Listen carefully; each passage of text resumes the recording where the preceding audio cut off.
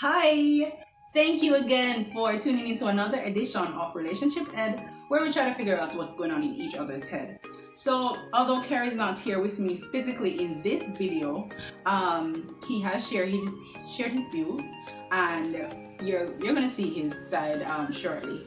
I mean, I must advise you that the video is not all perfect and stuff. He was driving, and so it's a little bit shaky, but the pointers are quite important, and I'd love for you to definitely tune in for that. Remember, people, like, share, subscribe, hit that notification bell, and remember to leave a comment. Especially on a topic like today, you're definitely going to need to leave a comment. Okay? Good morning, my lovely people. Welcome to Relationship, where we try to figure out what's in her head. Now, this is my version because I'm all the way in Kingston, and so I am unable to be where Chrissy B is. Morning. Thank you. As I come off of the toll people, I won't tell her which one of the toll on the toll fast. But anyway, today or this morning, as I'm on my way to work, I want to talk about a very touchy topic, right? And I don't think this ought to be touchy. It's just a bit unorthodox, and I think that a lot of persons entering into relationship don't have this kind of conversation, and it's a topic that y'all need to touch when it comes to a serious relationship. And I'm not talking about any kind of relationship, but a very serious relationship when you know that, oh, alright, I'm going to live with this person, or I am planning on spending the rest of my life with this person. And so therefore, you have to have this conversation. And this morning I want to talk about finance in the relationship, people. Finance in the relationship. Now, a lot of people tend to shy away from this kind of topic, and it's not something to shy away from if you're going to be serious about the relationship, period. All right, you have to have that conversation. Now, if you're serious about the relationship, have the conversation before moving in. Discuss on a debt, right? Discuss want to have outstanding, or not have to go in, you guys have to go into details where your finances are of concern. So you have to get your affairs in order, right? In order to know where you guys stand. Now, a lot of the times, right, and I can say probably about 70% of the time, persons are going to have arguments about finance or money in the relationship, and that is because this wasn't discussed at the beginning of the relationship. You guys just shotgun into the relationship and just think that everything would have just sorted itself out. But no, this is not so. Relationship don't work that way, right? You guys have to communicate. You guys have to discuss how we're not going to plan a life together, right? You have to budget out things. You can't just go ahead and just think, say, we're not going to spend as we go along. Especially when time we're not build a house. And don't just spend blindly like that, right? And so therefore, finance is a very big topic. You get where I'm coming from? So, have the discussion, people. Have the discussion. And, sometimes some men entering into a relationship and a woman entering into a relationship, and they're talking about, listen, their money is their money, and she's saying her money is her money. But it is not so, right? It is not so. From the very beginning that you guys decide to get serious about the relationship, and you guys decide that, okay, you're going to take this thing to the next level, you want to spend the rest of your life with the person, or so forth. I mean, everything becomes one. You understand? You have to have that support system. You can't be selfish about the thing and then pretend as if, your money, so therefore you can't do it. No, that is selfish, people. That is selfish. Alright? As a matter of fact, hear me out. Discuss on the finance. talk about debts, want to owe this and that. If you owe people, think about how you to repay the people them, so therefore you can sleep stress free at night. It is so bad that you have to ditch from people, alright? You have to ditch from people and ditch from the financial institution them. See, because guess what? Only honest with yourself in the first place begin with. As a matter of fact, try not to live above your means, people. Try not to live above your means, because guess what? It doesn't make any sense to try to live like the Joneses. And there's this thing called conspicuous consumption, right? Where you see your neighbor or another person with a thing and you say, oh, you will want that too because I think you need to have it. Listen, if it's not a need, you don't want it. Make some sacrifice on some other thing, alright? That are important. Make sacrifice on things that are important, things that are long term and not short term. You know what I'm saying? You have to make sacrifice in a relationship, and some things when you just have to just drop, like the bad habit, the spending, the shopaholic habit, and all these things. Some things when you might see on Amazon and you say, oh, this looks nice. Or some things niggas they might see on eBay and they say, oh, yo, you know, some go need this for my car, or say, no. Discuss it with your partner. Alright? Discuss it with a partner, and so therefore, yeah, when you can have an understanding, seeing, when you can come to a concrete conclusion on certain things, or the things that you ought to have agreements on. I mean, I can say that for the past few years for myself, I have been financially stable, and that is because I've had the conversation with my significant other, right? And we have discussed things, right? And where it comes to money, right? When it comes to money, we make sure so we have the conversation, because we have kids, and we have to make sure so, yo, listen, this is set aside for them, and this is set aside for us. This is set aside for retirement. The whole works. So I'm a financial advisor, and to be honest with you, I do not have it all together. Like, I still have difficulties with budgeting. At times, you know, like, I try to be on point, but it doesn't always come off the way I'd want it. Plus, you know, sometimes based on how life is, then you have to make certain decisions, and as such, money does not stay in the pocket. All right, so once again, we're talking about finances and relationships. All right, so one of these, as a matter of fact, I got a list from buzzfeed.com, and these are 10 pointers as to, you know, things that we need to talk about in relationships as it relates to finances. All right, so the number one is splitting the bill talk. In Jamaica, or I think we've seen this in the movies too, guys take girls out, they cover the bill, and they'll do that for months. No, that's not true.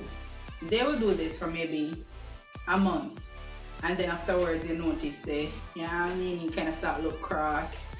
If you're a girl who takes initiative, then you will definitely think about, you know, helping to, you know, pay part of the bill.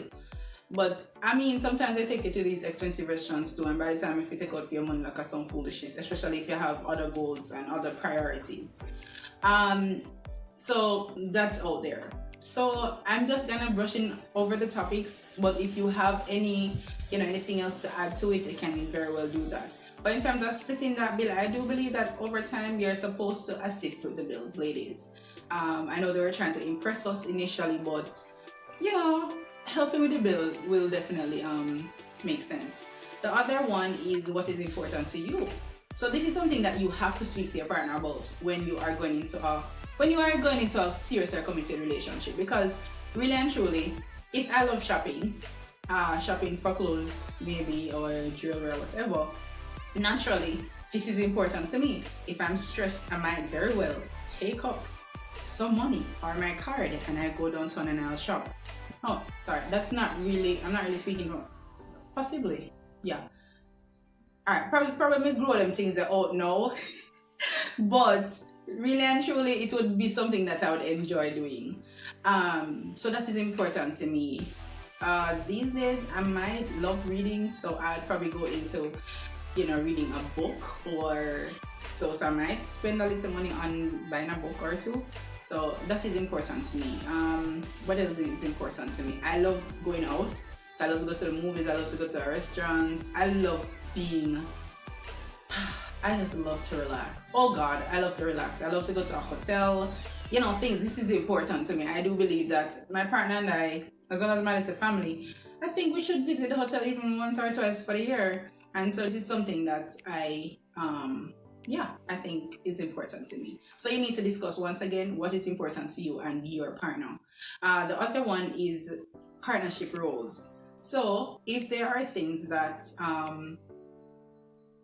like you think that the guy is supposed to do maybe a little bit more than the female, because I guess if we were to go back to the Bible, of course, men, they were made in charge as the main breadwinner, whatever. Things have changed over the years, and so talk about gender equality, women probably getting better jobs than men, higher paying jobs and stuff like that. I don't know if it is that a lot of women are more focused now, and lots of women say, oh, you know what, I can do it if he can do it. So that's something that you have to talk about with her now to see if maybe the female is making more money, and so she can really definitely put out more than the man is. And I think that would definitely be fair. Something once again you have to speak about, you have to be truthful and genuine, which would definitely bring me to the next point, which is the matter of how much do we get paid. Honest to God, I'm disturbed by men who decide that they will not tell their women, as in one woman will love where you decide to settle down with for the rest of your life. You don't tell her how much I get paid. Like, to be honest with you, like, if you don't tell me, I'm fine. Because unfortunately, I'm quite independent and I love my money. I know a lot of people disagree with me on this, but being married, I do not believe that, in separation, I should be taking anything that you came in a relationship with. If it is that also you bought things while we were in a relationship, like you bought a car, I don't care about that car. Or if I not have no car, I do not believe that I am supposed to be, saying, oh, give me half of your car. You bought a house with your hard-earned money, and I'm telling you, oh, let's give me half of your house. No, I'm not that kind of girl. So you can keep that car and that house. I really don't care. And so once again, it goes back to the wages and how much you get paid. Talk. Say, you get 50 grand per month. So say we get 30 or 20 or whatever. And we say, you know what? This is what I can give towards the bill. I don't know, meet in the middle, compromise, negotiate, whatever it is, come to that decision. Rather than, oh, you're saying that, oh, you can give only $10,000 for the month. And I don't know how much you get paid. I might be saying I give you 10,000 too, and you're making more money. I'm not watching your money, but then, God, you were made to take care of the household. So if we have to meet in the middle, that's fine, but then it cannot be that I can tell you how much I make and you cannot tell me. But what's the point in that? And I've been in a relationship where I am telling you how much I'm getting for pay, and I don't know how much you earn. It makes no sense whatsoever. There's no transparency in that relationship, and you need to go back to the drawing board on that.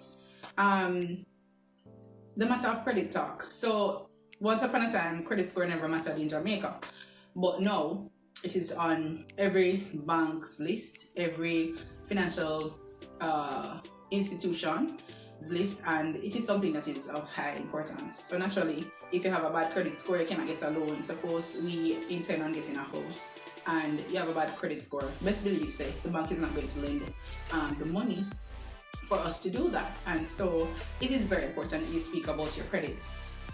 Some of us will not know our credit scores because we never thought about it. So we never asked and we never went to a bank to get a loan or whatever, so we wouldn't know. But that is of utmost importance. The debt talk. So once again, it goes hand in hand with your credit score. So if you're owing a lot of money to banks, for example, you owe a friend, whatever it is, I think this is definitely something that you have to speak to your partner about, because if you were to, like I said, try to buy a house and you owe the bank money, then Is it that the partner is supposed to take on your debt? I don't believe that. If it is that you're in the relationship and you've incurred those debts in the relationship while you're together, you had to make certain sacrifices and stuff, and yet still you had to take the loan, then I believe that both of you can come together and very well, make that payment together. But if you were to go into the relationship with a debt, I think that debt is yours. If it is up to the partner, your partner, to decide if they want to help you to cover that debt or to assist monthly to make payments towards it. And I thought just came to mind, if it is that you bought like a bed or furniture or whatever, and they helped you with that bill. I do not believe that when you are splitting, that man or a woman is supposed to say, "Oh, me need half of the bed because I helped you with your debt." No, that is just so petty. It is very petty. That's my opinion, by the way. Remember to leave your comments down below. Splitting all the bills talk. So we spoke about splitting the bill while you're at a restaurant or you're probably dating or whatever. But splitting the bills, the big bills, the electricity bill, water bill, cable, and so on. How do you split that bill? I know there are lots of women. I've met some women who have told me that, I don't pay any bills. And I said, "What, girl?" And they say, "Yes, I don't pay any bills." I'm like, oh my God. Like, I have been paying half everything. I have been in situations where I'm not working and I still have to find my half. I still have to be covering so many things, run me in a debt. So today, thanks be to God, I'm not all of that whole like I was before, because I had to be finding the money, not working, and I have to be struggling. If not, I'll be cursed out too. Yes, me I tell you one piece of my story, because one day you shall hear it. And so, I'm like, oh my God, like I believe, which I must say this, before that, I had a job and, my partner never had a job, and I made sure that things were done. I never, asked for anything. I had my child at the time, and I was making sure that the child was clothed, fed, and everything. I never asked. Yet still, when it was my downtime, best believe I was kicked while I was down. And on top of that, I was chastised. All of the bad things you can think about make sure you find the money, or I'm doing this, and because I feel pressured as a man, you should be doing that. Like, the next thing I think that he wanted me to do was to take a wet rag, as they would say in Jamaica, if there are anyone listening from overseas, get a wet rag and walk. Like, men and women, you have to be more supportive and more understanding of your partner's needs. Especially if this is somebody that you will tell that you love them. There's no way you can say that you love this person if you are, like always like badgering the person and make sure say you do this, and are you serious? That is not love. I would like, I'm down and I'm not earning any money. I'd like to know that, my significant other, cover for me. You go war, you 2-on-1, and you can't defend yourself in this situation. You're supposed to run out and make sure saying fight for you, and then you run to the back, and then you regain your strength and you run to the front and you fight for him. Like, there's no way. No one should be making you feel less of a person just because for maybe 6 months you're unable to provide. Like, are you serious? Like, literally this feel like you want to bring me to tears remembering those hard times. Sharing the finances talk. Once again, sharing finances. This is, you have some mean man, some mean man out there, like, oh my God. There are signs from the inception of these little relationships. There are always signs, and we need to pay attention. And you know what? Women were to be blamed. Men, you are to be blamed. When you see a mean woman, you see she's stingy, and you have some woman who will take the man money and say them a save it and take it and start buy all kind of foolishness with it. So them a save your money for you, you're the hungry, and yet still they are the ones saving your money, and then going there, feel them family need something to eat, if their family need whatever, they're giving them like them a lifesaver for everybody off a year earning. I mean, once again, it's not just the men. I'm just speaking to the women too. You need to allow the men to spend some of their money.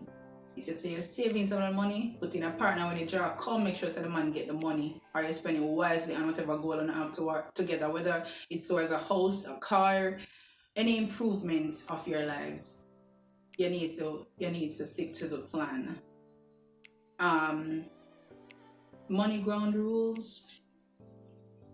I mean, I think this kind of like was touched on in all the topics. Like, if you decide that this is a priority, I remember for years, like, you go in a relationship and you say, oh, in 5 years time we're gonna buy a house, and I waited and I tried. I went to NHT. I did so many things trying to acquire a house. I have so many eligibility letters. I started feeling ashamed, when I would go back to NHT and I'm like, oh my god, another girl will come here and I'll be like, she just go get the house. Because in order to get an eligibility letter, you have to be on your way, you have to see a property or something. So they would give you the letter, you'd go wherever, acquire all of the information about the property, and then you would go further. I've had this past eligibility, being so close, and father, I asked him, Daddy, give me some of your points, or maybe we do this together, and me and the partner will still go ahead and pay our monthly bill, and it never happened. And I'm telling you that today I'm a homeowner, and it's all me. Let me say, and not all me, it's all God, because how it all happened, if Jehovah did not come in, it would not have happened. But in terms of making it humanly possible, it's all Chrissy B. So I'm also encouraging persons out there, if you feel like, oh my god, this is also $40 million and you have to have a partner, check again. There are other houses that are out there waiting for you, 7 mil, 6 million in this economical situation, and I best believe that there are properties that you alone can probably buy 2.5 million that NHG is giving. You need to go and try. Don't give up. Alright, and the last point was worst case scenarios. Worst case scenario, there's a medical situation. Let me tell you this. First of all, you need to go and buy yourself life insurance. You need to go and buy yourself a medical plan, because especially if you have I can't find the word. If you are trying to get a loan at the bank these days, they'd want to know that you have some amount of critical, and that's why they're selling you theirs. Because if you were to become critically ill, have a cancer or whatever it is, then who is going to pay the loan? Right. Everybody knows someone insured, but best believe everybody want rich and the bank want rich. So they don't want to know that you become ill, they have to find the money, and no. So they want you to have that. So find yourself a little, even one cheap plan, and you have like $3 million to help you in the event that you have any of these critical illnesses, or if there's death or whatever. So think about that. So that's the worst case scenario. So many other things can happen. Oh my god, there are no stealing vehicles like crazy in Jamaica. And so another thing you need to think about, if that should happen, who's going to pay your car bill monthly for you while investigation goes on, while they try to find your car, whatever it is. You have to plan for worst case scenarios. Okay, so we're gonna go straight into our relationship facts. Fun facts, as a matter of fact, it's fun for me. And it's from board.com. So this one says, people who are in love have chemical similarities with people of OCD. I know, I was taken aback. OCD?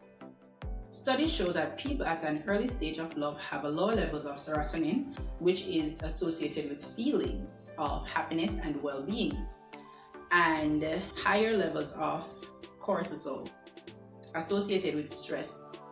This strikingly similar to those people who have obsessive compulsory disorder, OCD, which explains why we act out of character when we fall for someone. It works the other way around as well.